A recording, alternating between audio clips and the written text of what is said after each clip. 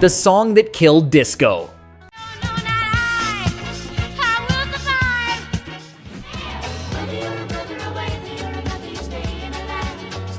There was a summer when disco music seemed unstoppable until one song changed everything. Dance floors, clubs, even the radio stations we thought would last forever started to shake. Today, we're diving into how the song that killed disco brought an end to a golden era, and how that blow echoed in every corner.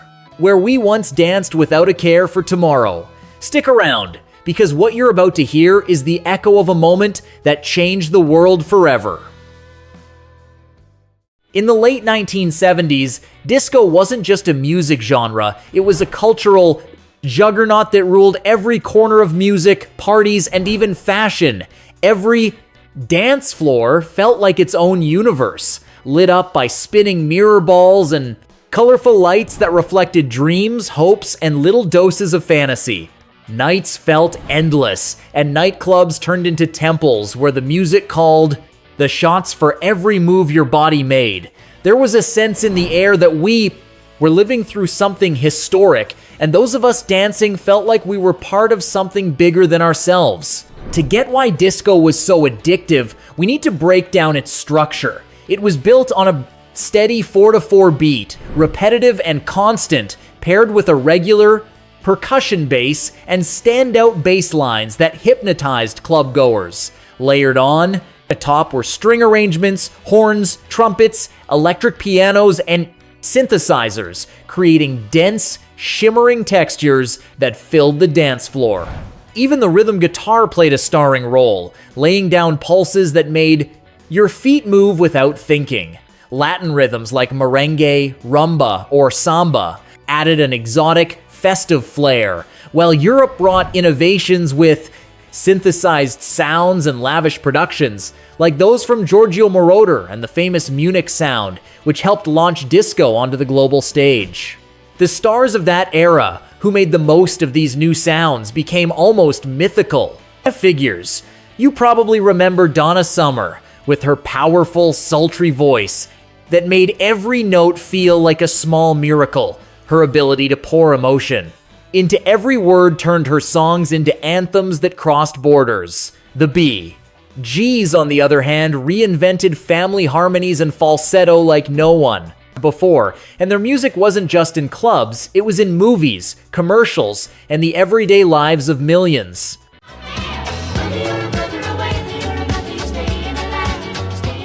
And we can't forget Gloria Gaynor, with liberation anthems like I Will, Survive, becoming the voice for those seeking strength, joy, and resilience on the dance floor. Every artist, in their own way, was a symbol of an era of excess, sparkle, and endless energy.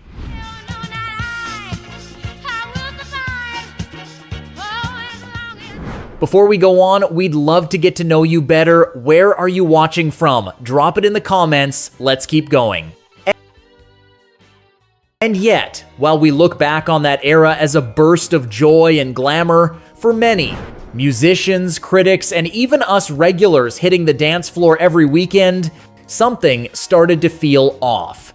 Dance floors were packed with similar sounding songs, rhythms got repetitive to the point of predictability, and a sense of saturation was creeping in. In less than a decade, disco had gone from a breath of fresh air to an inescapable phenomenon, almost impossible to ignore. The constant repetition, the feeling that every hit sounded the same, and the fine Mender Freint, over-the-top glamour started to backfire. And then, something unexpected happened. A seemingly innocent song, a parody, began to mark the start of what many would call the beginning of the end for disco. In 1976, a radio DJ named Rick Dees dropped a song that seemed designed to make people laugh, not to be taken seriously. He called it Disco Duck. The idea was simple, a parody of the disco style, with a singer mimicking a duck's voice and an over-the-top rhythm that pushed the exaggeration to the limit. I'm a disco duck. Rick Dees was born in Jacksonville, Florida in 1950. From a young age, he showed a knack for radio and entertainment. His charismatic voice and sense of humor made him one of the most well-known DJs in the United States during the best 1970s and 80s. Drop a like if you're digging this story. Let's keep going. Against all odds, his song became an absolute phenomenon. It hit #1 on the Penn Billboard charts and was played everywhere, from local bars to big city nightclubs. People couldn't help but move to the beat of the dancing duck, and while many enjoyed it for its humor, others started to see it as a symptom of something deeper.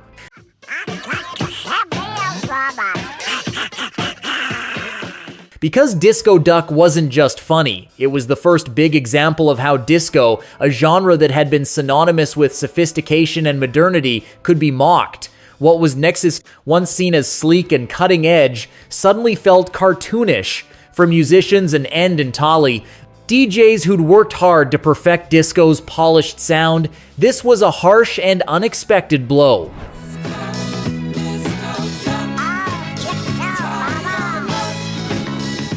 And as strange as it sounds, that dancing duck was just the start of a broader backlash that would radically shift how people saw disco in the years to come. Satire and criticism spread fast every time someone saw a group of dancers doing disco's signature moves. There was a hint of mockery. People weren't laughing with the music anymore, they were laughing at it. Our best dance moves went from being a show of fun to an expression of immaturity. Plus, the phenomenon had another, less obvious consequence. It exposed disco's vulnerability to humor and pop culture, and producers started worrying about how to keep the genre serious. Some artists began questioning whether disco would still be respected or if it was doomed to become a fleeting trend.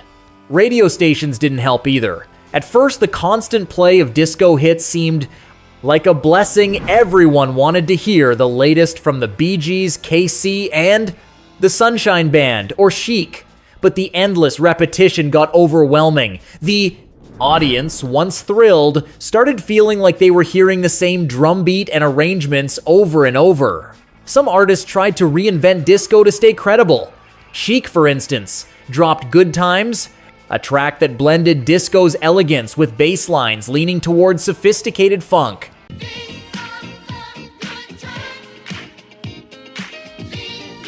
The Bee Gees explored sounds closer to rock and soul in songs like Too Much Heaven, trying to dial back the genre's overexposure.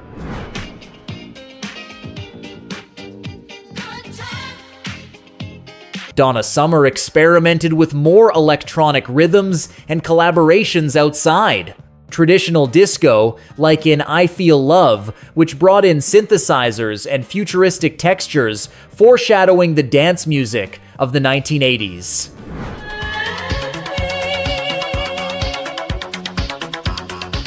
While some innovated, others pulled back.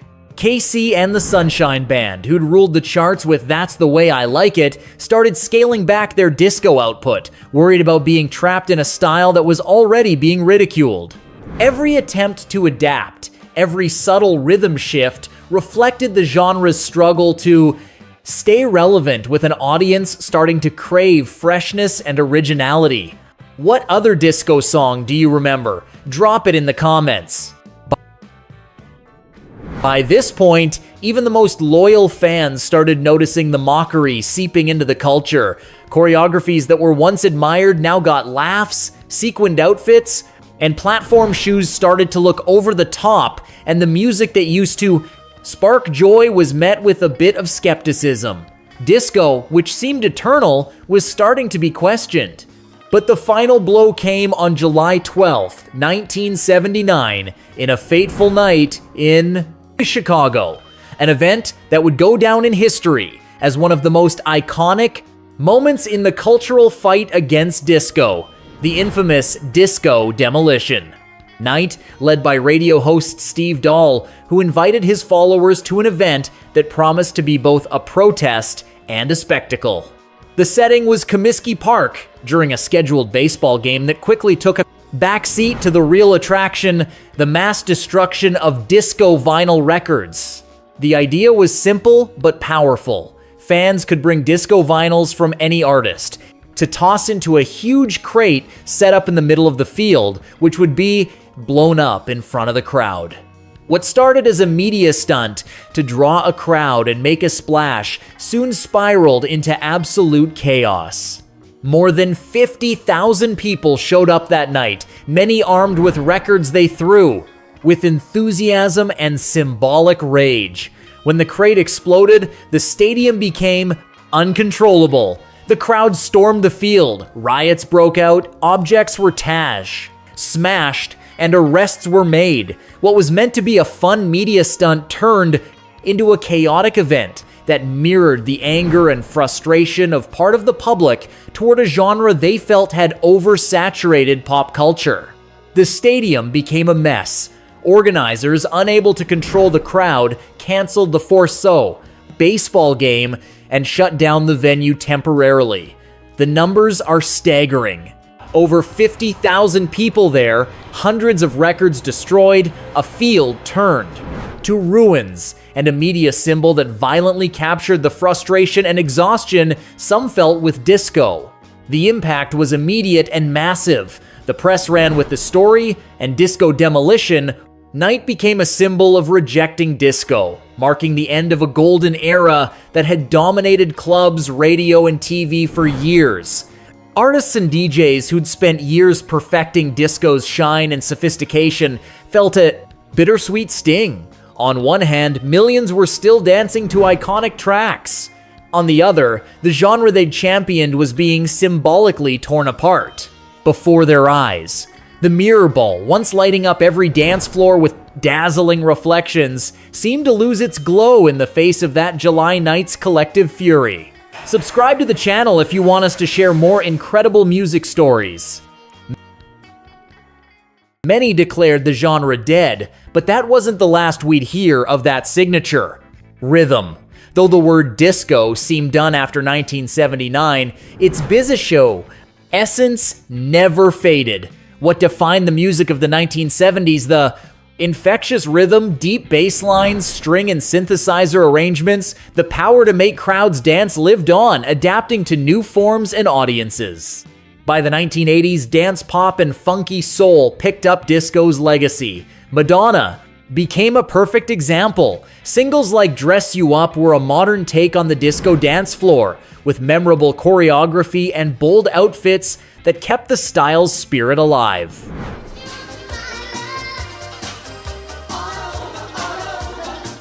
Michael Jackson masterfully blended pop with funk and soul, creating tracks like Don't Stop, Till You Get Enough that made you move and carried the energy of classic disco.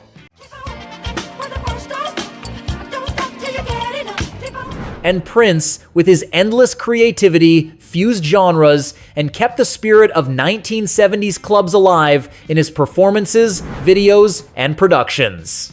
By the 1990s, disco's influence was even clearer. House, Eurodance, and new disco reinterpreted classic sounds, adapting them to the era's technology. And new generations' tastes. In Europe, artists like La Bouche with Be My Lover and Sweet Dreams or Too Unlimited with No Limit brought infectious beats and disco synthesizers to massive dance floors.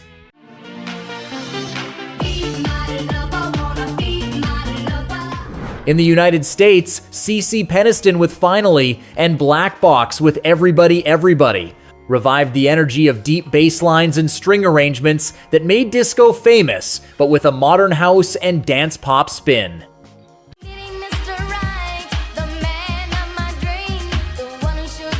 Even in the new millennium, artists like Daft Punk brought back disco's energy, adapting it to new electronic styles and contemporary club music.